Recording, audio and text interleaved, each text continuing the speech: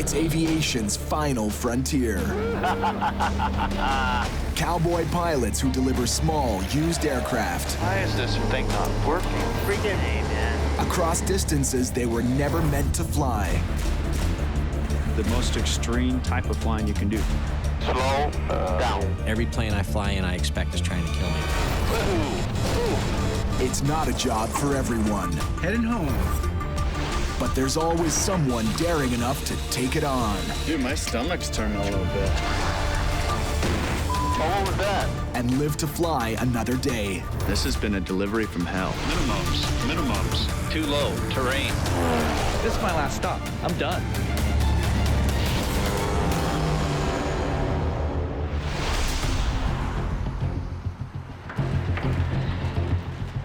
Carrie Macaulay is where no ferry flyer wants to be.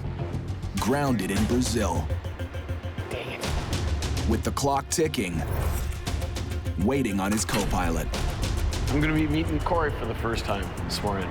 He's supposed to be down here at 5:30 so we can get a good and early start, but so far I know Cory.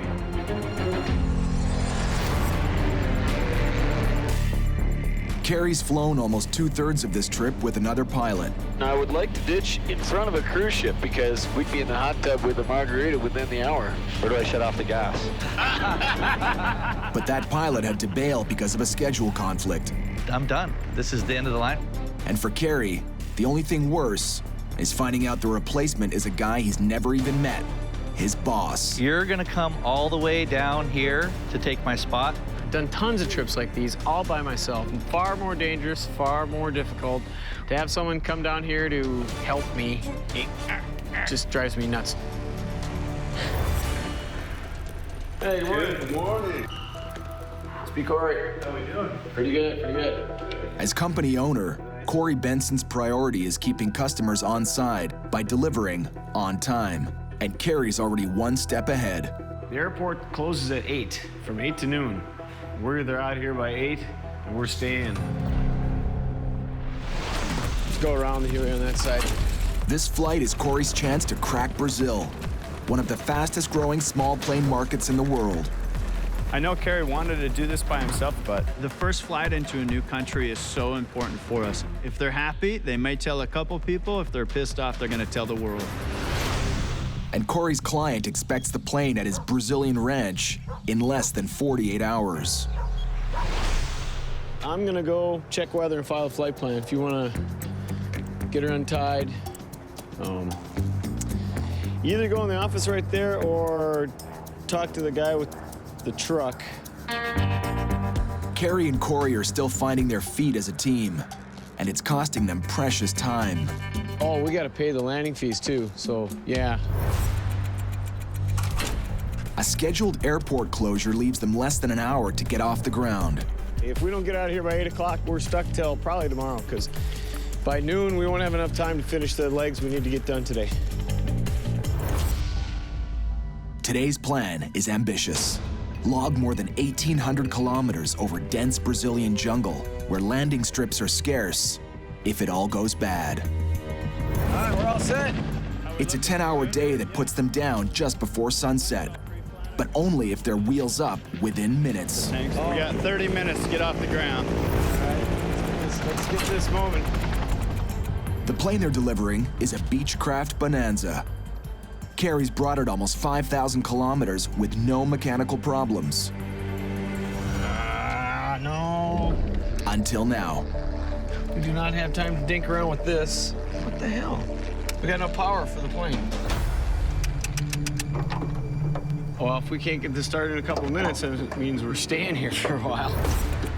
Do you want me to go see if the fuel truck has a jumper? Cory and Carrie now have 15 minutes before the runway closes. No time to install a new battery. Why would I have totally dead battery? Here he is. We need to get jumped and get out of here. Can you jump us? We're having a really difficult time communicating. I'm not sure if they know what we need, but we have less than 10 minutes to get the airplane jumped and off the ground. He has no idea what I'm trying to say. Battery dead. We need to plug in. Yeah. You got that? Okay. We gotta hurry, though. They're closing the runway. Time we got. We really do only have a few minutes. Emergency troubleshooting goes with the territory. But it's easier if you know the guy you're in deep with. Come on! Cory's usual go-to guy is a veteran pilot, Randy McGee. That light means we have 10 minutes left of fuel. Holy. Together, Cory and Randy have been through hell What was that? and high water.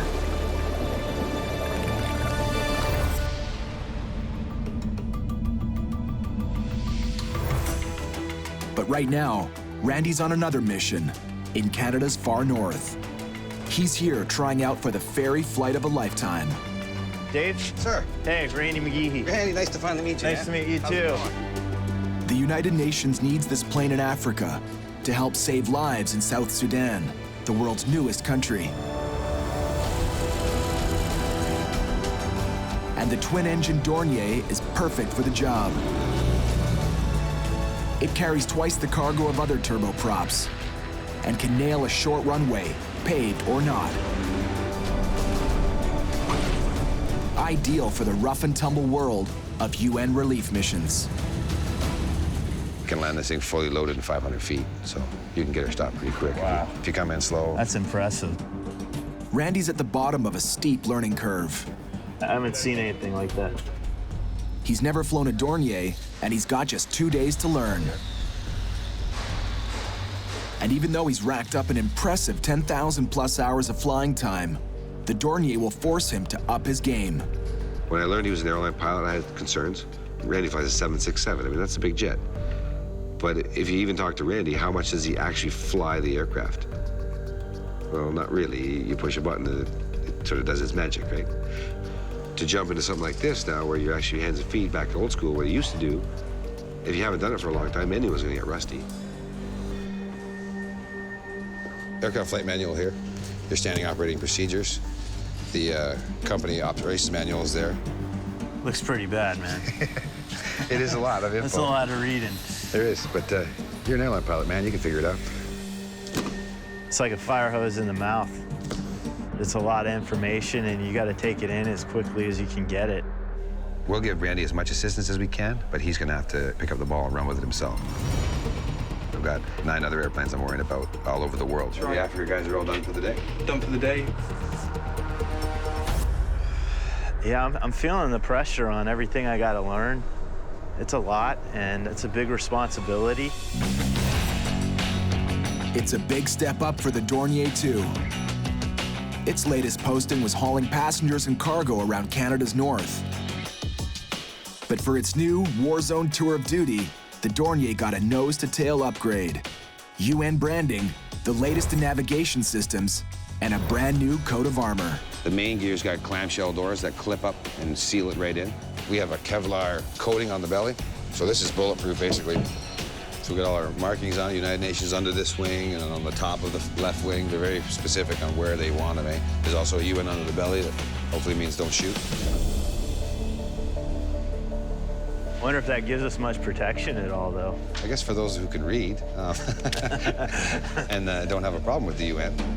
The last part of this trip, we're going into a really unstable part of the world. There's a lot of areas that we want to avoid overflying and definitely don't want to land in. So this is your basic layout. We got our normal checklist here. All right, so where's the autopilot at? We don't have autopilot, so.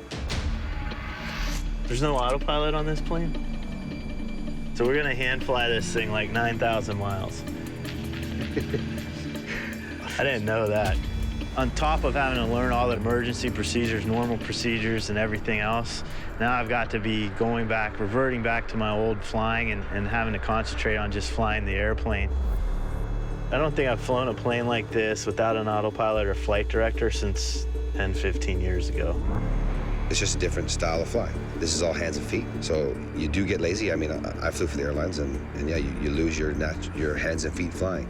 And here, it's all we do. We don't have autopilots, so we're landing on some, sometimes a 1,500-foot ice strip. So you're really flying the bus. The old saying, you can make, hundreds of errors, but you just can't make any mistakes. Now, if he can't do the job, then he's not going. It's as simple as that. For ferry pilot Randy McGee, it's all or nothing. His rare shot at delivering a United Nations plane to Africa all comes down to these next few minutes. Company 207. 207, this is company, go ahead. Taxiing out for a training flight with Randy. All right, man, your brakes, your control. Out of the airplane. Randy's never flown a Dornier. Let's do it. How this airplane lands and flies will be just a little different. You want to have that finesse and good hands, but it's not always that easy. Power set. Airspeed's alive both sides. You have 2 good engines.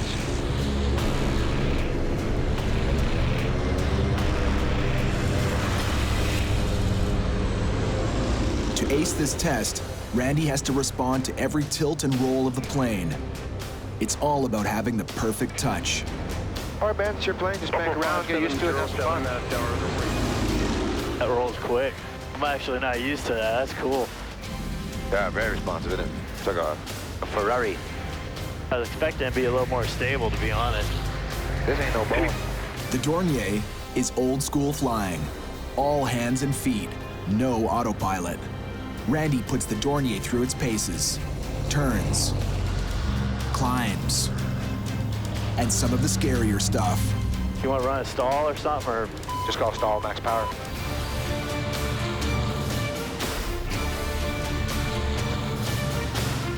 Stall max power? We're set. Climbing right out of it pretty good. Yeah, you don't need to pitch for it at all. It'll just power right through it.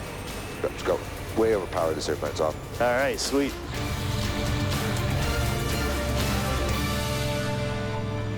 Well, for no autopilot, you're doing pretty good, man. No V-bar, we're talking about no flight directors. I'm actually going to have to start flying again. Not having any issues with this thing. For all the airline pilots, though, he's terrible. He's terrible. I was expecting him to be rusty, especially on his altitude control. He was nailing his altitude, even in a steep turn. I'm looking, and he's got it just on the rails going around the corner. Randy's hand flying is impressive. But the most challenging part is just ahead. The Dornier was built for balance. Heavy cargo in the rear, and passenger bags in the specially designed nose. Putting that nose down gently takes a skillful hand. The nose is going to want to drop out on you. So you got to really catch it, okay? Don't let it just go bang. Just feel it. The nose will come down, let it just sort of drop by itself, and then just check it back hard. All right, I'll try, man. And use as much as you want till you can figure out where the wheels are. All right. Truck plus 15 looking good. I'm looking sweet.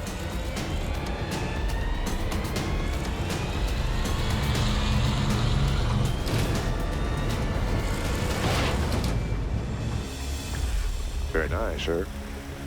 That was outstanding, brother. Thanks, man. I was working for it, though. I gotta say, I was working for it. Randy's earned his seat on the Dornier. But more than 8,000 kilometers south, Randy's colleague, Cory Benson, is still stuck on the ground. Anyone else we should talk to, do you think? Cory and senior pilot Carrie Macaulay have one dead battery and a runway about to close. Others scramble to beat the deadline.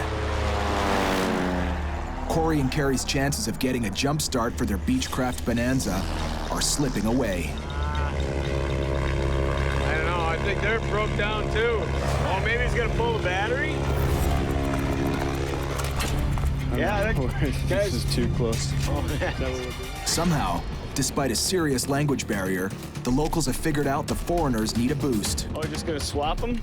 Or no? Okay, I see. They've pulled a working battery to jolt the Bonanza out of its coma. Good. Right.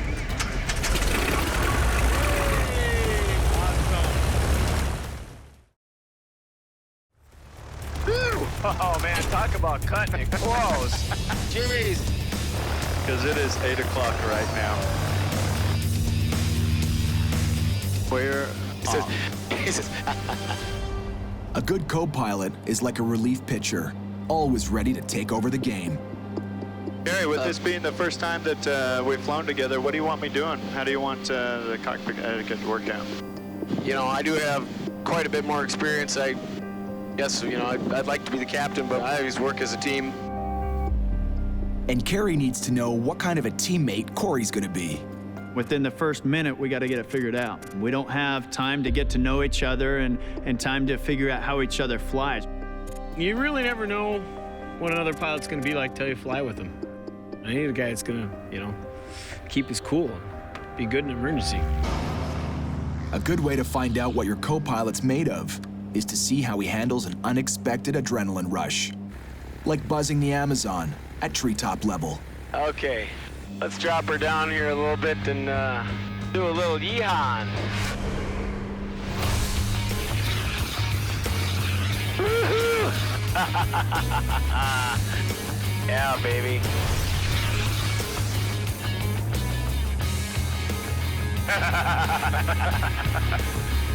Too much fun. This is awesome. Oh man, I love this stuff. Who gets to do this? Who gets to buzz the Amazon first thing in the morning? So I think he just wanted to make sure that I'm not going to be some wimp pilot, because this is definitely not the job for a wimpy pilot. He passed with flying colors. He was digging it. We were having a ball. A couple of kids in a candy store was what we were. Oh, this is fun. All right, let's get back to work. We got places to go. Good that you came down to help out, though. I'm so happy I'm here. This is awesome. In this tiny airborne clubhouse, Cory's passed the initiation.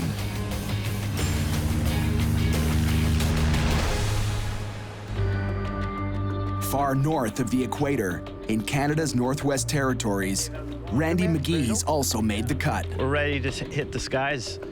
I can't wait to get airborne, The veteran pilot has mastered the Dornier's systems, earning a place in the cockpit on a demanding United Nations flight. The pressure's on us. We got to get the plane over there. It's a risky trip. From the far north, they'll cross the rough North Atlantic, then over continental Europe into the heart of Africa. More than 12,500 kilometers. One spare of everything. I hope. Randy's used to being called Captain, but on this flight, he'll answer to Dave Matheson. Ready to go? Yeah, I'm ready. Let's do this. Summit 202, clear takeoff runway 10. Clip takeoff 10, Summit 202. All right, brother, you have control. Is that max power? For Max power your own is route altitude, is that correct? Airspeed line, both sides. We got 2 good engines.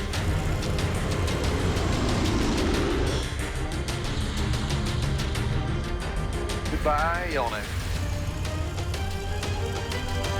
I love this machine, man. Full position direct to Calais, maintain 9,000 control from the 202. The first leg stretches nearly 2,300 kilometers to the remote northern community of Iqaluit. Well, we're not in Kansas anymore, man. There is nothing around here but tundra and water. We're 15 miles. I've got some type of light ahead, but that could be anything right now. Got it? Yeah, it's a town. It's kind of blurry, still some clag in the way. I don't even worry about it, though. I just flies the numbers.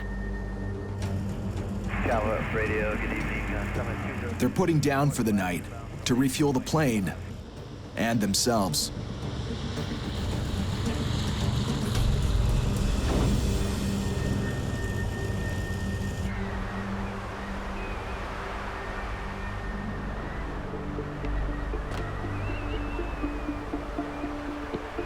Right, warm for Iqaluit this time of year, huh? Warm is minus 20. To avoid a mammoth de-icing job, the plane must be towed indoors. Delivering planes is the ultimate in no-frills flying, where you're not just the pilot, you're also the ground crew. It's the pain in the ass because it's freezing out there. You're tired from the flight. You know you have an early morning, and we're having to do our own work. The joys of Arctic travel. What little sleep they get here, they'll need. In front of them is a 10,000-kilometer marathon, with the finish line in a combat zone.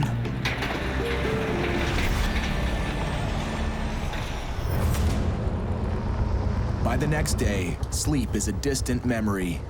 It's been long hours of jockeying this United Nations Dornier on its trip to Africa. Hey, I want to see Greenland here. If it looks cool, or at least... Yeah, if it's not clouded over, it is nice. Now at the 1/4 mark, they're approaching Greenland. Yeah, once we cross these rocks, that glacier, and then it's hitting the bay there, that'd be cool. Randy sees a photo op. But after hours of butt-numbing boredom, There's an iceberg coming up and a hole right through the middle of it. Dave sees a slalom course. Minimums. It's just for fun. Still, skimming this ice field requires absolute precision. Too low, terrain. Here, the nimble Dornier shows what it's made of. Quick and responsive. So is Dave, who honed skills like this competing in aerobatics. The most fun I can do in an airplane really is aerobatics. That's a real test. You know, it takes a lot of discipline, a lot of practice, a lot of training. Dave has great hands. He can manipulate that airplane and make it do whatever he wants. I have a lot of respect for that.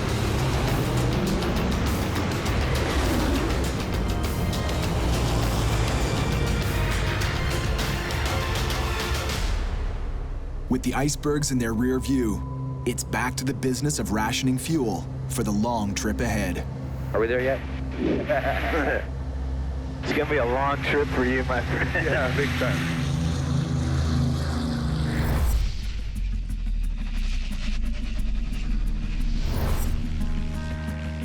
In the lower latitudes, above Brazil, Cory Benson is learning that the co in co-pilot is short for cooperate.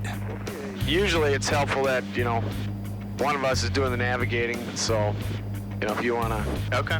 Looking up frequencies and stuff like that. Okay, gotcha. Generally, when we're on our other ferry flights, we switch back and forth, but he definitely likes to be the captain. He's in the left seat, and that's the way it is. They push into the heart of Brazil, and at the end of 1,800 kilometers, the Beechcraft Bonanza is ready for a fuel up. You want to do this one? Carrie likes to drive, but in an emergency, he might have to hand over the reins. Sure. Which is why he needs to see Cory in action. As I recall, that's the runway that you come over a hill and a road and a fence. And as you touch down, the whole runway is downhill. So it's kind of tough to land on. You need to have your speed under control. You don't want to be going any faster than 75, 8 the max. This is Cory's chance to show Carrie that he's more than just a passenger. Go ahead, new traffic, Bonanza 5603, Mike. Turning left downwind 13, go ahead. Looks like it's a quartering tailwind from the left. A little high. Dump full flaps. With a tailwind and a sloping runway, Cory needs to keep a lid on his speed. Okay, gas, 3 green undercarriage, make sure props pumps, you're really fast. You're 90, 95. Cory's coming in too hot and too high. Watch your speed. At this speed and altitude, he'll overshoot the runway. Okay, let's hang a hard right. Carrie calls off the landing. So you're thinking it's best to come in the other way? Yeah, upwind's best, but we gotta be on the numbers and stuff. Okay, let's get some power back though. We're doing 110 now. Here, you got it. All right, slow her up. Here we're doing 100. It's gonna be a right crosswind. Looking better this time, doing 90, but you're more on the glide path here. Cory's got the situation under control, but Carrie's still riding him. Figure it out, watch your speed. 85, 80, 75, 70. Drop your nose.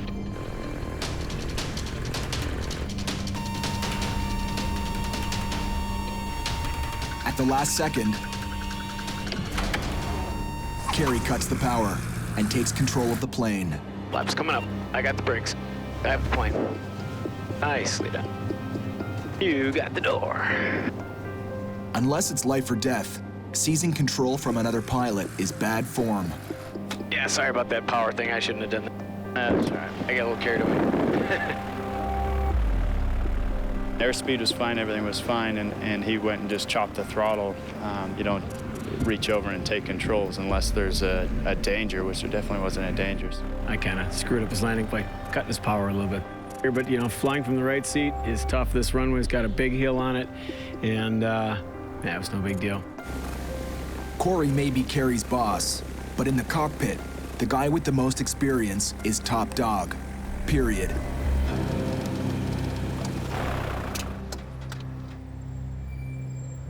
Why is the power still on? Yeah, let's get out to the battery quick. So this morning, the plane needed a jump start. Now, a reverse problem. They can't power down. Battery will drain in no time. It's like pulling the keys from your car ignition to find the radio still on. You want to hand me my knife? Carrie suspects a critical electrical wire is somehow stuck. Oh, did that do it? Something went. Because I turned on the master and I turned it off, but everything's still lit up. Try it again. Everything's still lit up, huh? Well, that's not good. Beats the hell out of me. Handing over damaged goods is bad for business, especially when you're trying to break into a hot new market like Brazil. The first thing that's going to go through the new owner's mind is it something that our pilots or that we did? And we definitely don't want that. It's a new one on me. Yeah, I've never seen that before. There's not much time to solve this mystery. The owner wants his plane in less than 24 hours. Now, in Egypt, Randy and Dave are facing trouble of their own. Morning, dude. Super Dave. How's it going, brother? Good, man. How'd you sleep? Really great, actually. How about you? I've been up since 1, crunching numbers. In 4 days, they've come 9,700 kilometers. But it's the last 3,000 that they're really worried about. Flying over war-ravaged South Sudan. Flight planners have us taking 6 hours and 37 minutes. And we have 7 hours of fuel. 23 minutes reserve, which is not enough. Yeah, that's not gonna work. Even with a full tank, their assigned flight plan from Egypt to South Sudan leaves them barely enough gas to finish the trip. Pilots call it fuel critical. So if we get any kind of a headwind, basically we won't make it. So I've been racking my brain all night, trying to figure out how to make it work. If we can get any kind of a tailwind, it'll increase it to probably about 40 to 45 minutes of fuel, which is perfect. But a headwind, we won't make it. What other options do we have? I checked, didn't even land a cartoon. It's not an option. They said don't bother. It takes 48 hours to get permission, and it's sketchy. Yeah, that's not my first option. We don't have any other place to go, though, huh? There's no friendly place to land between here and there. It's almost 1,200 miles. And when we start up, we need an immediate taxi and also an immediate turn on course. Yep. Otherwise, they could vector us out 100 miles before they get us on course. We don't have. So hopefully they play ball. From the moment they switch on their engines, they're eating into their already slim fuel reserve. All right, man, fuel's critical. We need to take off as soon as possible. Roger. Summit 202 requesting position. We're ready to take off. But the guy in the control tower has other ideas. Negative. Damn it.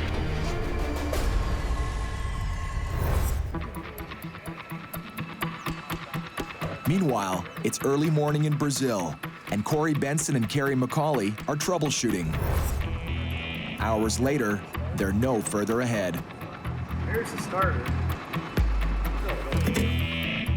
Make sure not to burn this battery down. Their plane is sucking power, and not even the mechanic knows why. I'm hearing the clunk, so something's working. Something's happening. But it's not happening fast enough. Right now, the only way to turn off the power to the plane is to pull the plug on the battery. It ain't perfect. Definitely unhooking the battery every time you shut the plane off is not an ideal situation, but especially delivering it to the new owner and have to get out and disconnect the battery. That's gonna kill me if I gotta say, it's got one little quirk. You gotta disconnect the battery every time you shut the plane off. It's a safety feature, though. It's a safety. It's an anti-theft device. Yeah. The plane's owner is expecting delivery in just a couple of hours. I'm gonna call the owner real quick, just give him an update. Just gonna send the owner an email. I tried to call him on his numbers and couldn't get through. I think he's a little anxious to get his airplane. Delivering a temperamental plane is better than no plane at all. Cory decides to push on, right after a quick refuel. Huh, it turned off. Master switch, when they turned it off, all the power went off, so everything's cold, huh? Yeah. Cool. We fixed it. You gotta love it when a plan comes together. When something breaks and then it fixes itself. For me, that's the scariest part because you never know when it's gonna break again, but it is gonna break again. And it's generally at the very worst place when it stops working again. This is looking really good. We got guys giving us gas. The master switch is working again. We got a beautiful day and only 2 hours left to go. We're golden, baby. We're not even gonna be late. That's like the first time. Hey, Carrie, we're not in the air yet. Huh? We're not there yet. We're not there yet. That's true.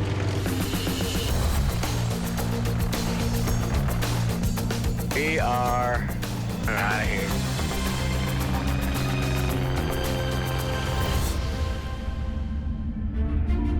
In Egypt, Randy McGee and Dave Matheson are wasting fuel, desperate to get off the ground. Air uniform 202, line up via Charlie, runway 17. Accept?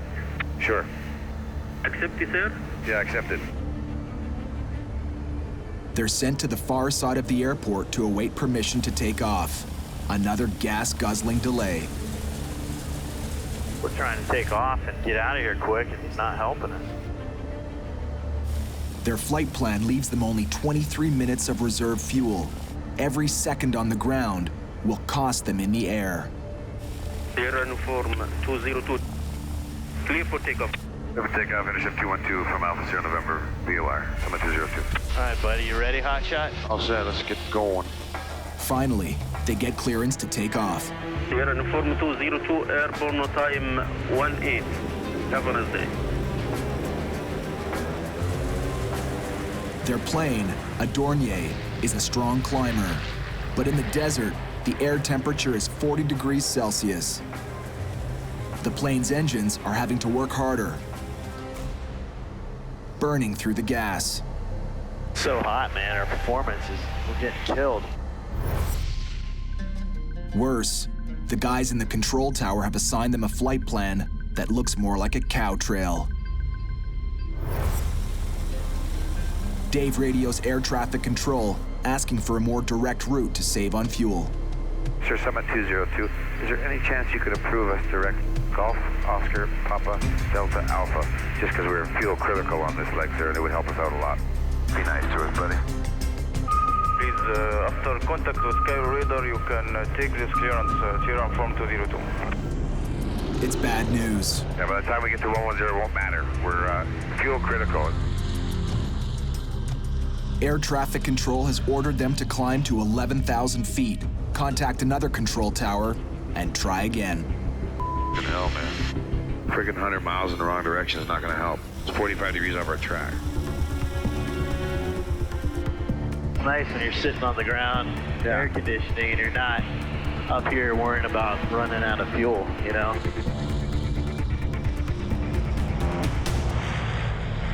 30 minutes later, they're in airspace controlled by another tower.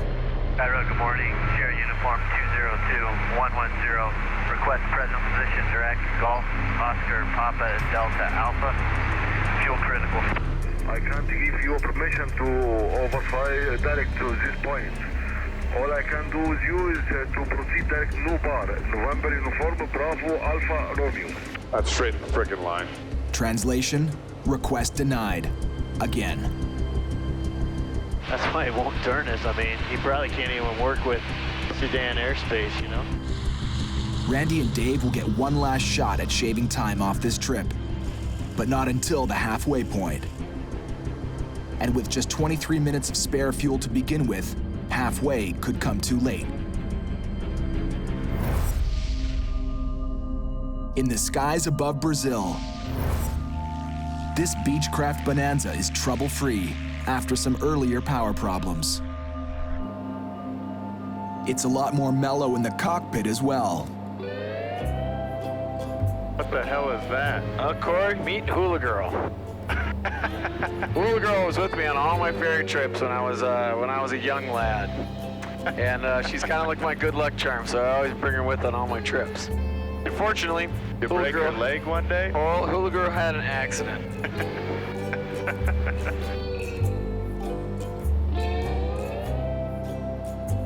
Pretty interesting there, buddy. Yeah, well, we've all got our quirks. You gotta have somebody to talk to on the long flights. Oh, that is funny.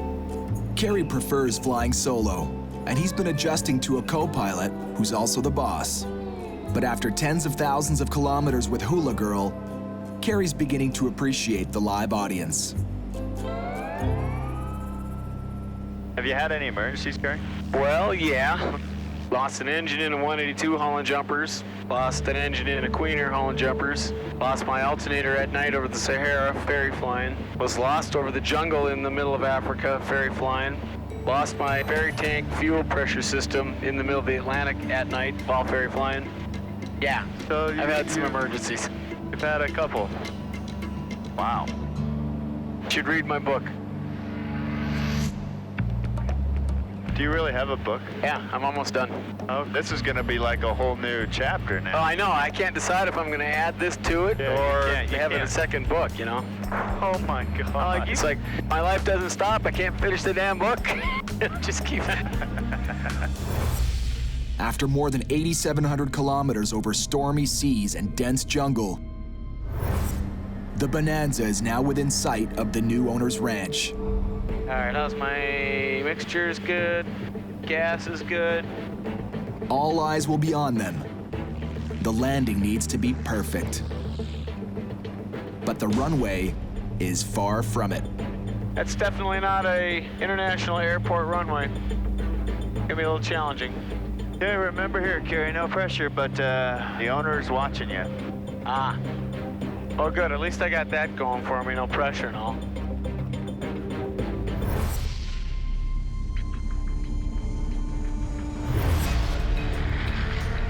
Above the African desert, landing is the last thing Randy and Dave want to do right now. We're fuel critical on this leg to make Juba.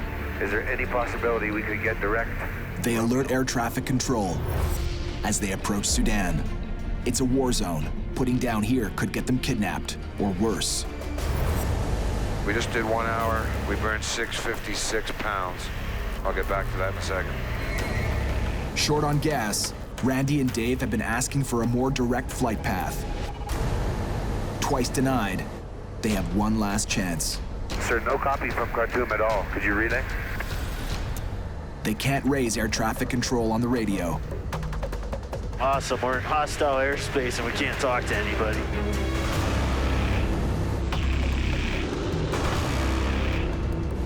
After several attempts, finally, they make contact. Sierra Uniform 202, radar contact. Would you say again your request? And sir, from Sierra Uniform 202, any chance for direct Romeo, Alpha, Bravo, Alpha, Kilo? We are fuel critical. I say again, we will be fuel critical. It is imperative we get a straighter line than this. That means go ask your boss, diphead. Come on, baby. Give it to us. Negative, military areas. Thanks for no help. What a dick. And he knows we're fuel critical. You know he could give it to us. And we're a United Nations flight. We're not there to bomb anybody. Out of options, they're banking on a smooth flight with no surprises. And in ferry flying, that's asking for a miracle.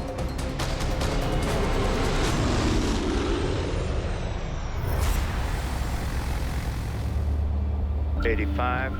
Above Brazil, Cory Benson knows there's a lot riding on these next few seconds. It's his first delivery into the Brazilian market, his red carpet moment. But the runway is a dirt patch roller coaster. Oh, he's got a fence stand too. 75.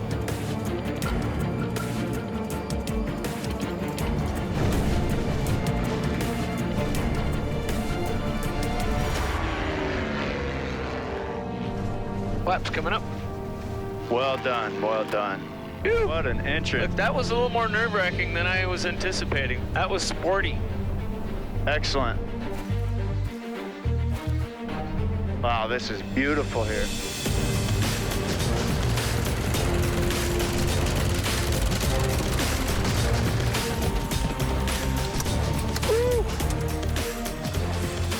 Hi, how are you?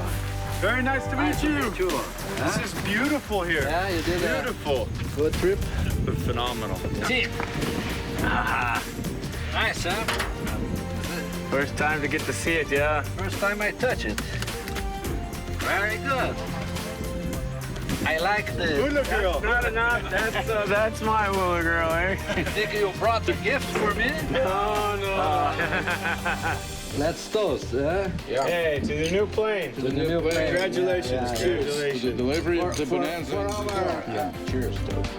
This is probably the best welcome that I've ever had, delivering airplanes.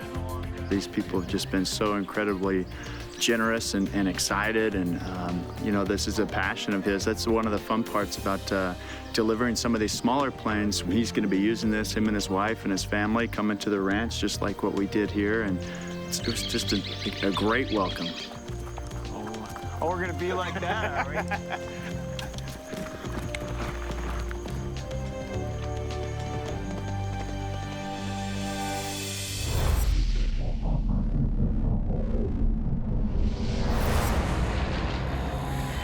Over Africa, a run of bad luck has finally turned around for Randy McGee and Dave Matheson. 195, we picked up a couple knots. Not great, but I'll take it. They started this flight with just 23 minutes of fuel to spare, what pilots call fuel critical. But Mother Nature's thrown them a bone, a tailwind that lets them ease up on the throttle and use less fuel. Every knot helps. Try to squeeze 200 knots out of this thing if we can. 197. To bleed every ounce of mileage from the Dornier, Randy and Dave need to work this plane super efficiently. I mean, we look like we're trimmed out perfect, so our drag's as low profile as possible. We got up as cool as we can, gives us cool engines, less fuel flow off our engines, so that gives better range and endurance. I can't think of anything else we can do right now. We really got to start calculating that fuel. We're already losing our tailwind. Speeds dropped to 193. Damn it. That's not what we want to see. Damn it. We're down to 300 pounds reserve right now. But that's doing direct. That's not with all this horse that got us going. Even with every fuel-saving trick in the book, the detours ordered by air traffic control have been sucking the gas. 300 pounds of fuel left, which means we have 15 minutes. 15 minutes of spare fuel leaves them no margin for error. We've lost another 3 knots already since you started this fuel calculation. Everything's trending against us right now. We're losing time, we're losing airspeed, we're burning more fuel. It's not looking real good. And the view out their front windscreen is worse. Look at this, man. Damn it. In Africa, storms can be sudden and fierce. Randy's about to get his first taste. We can't go around that. We're gonna have to pick our way through it. The plane is too low on fuel to dodge this storm. They have to hit it head on. Bro, that's bad. Doesn't feel that bad. Dude, that is lightning.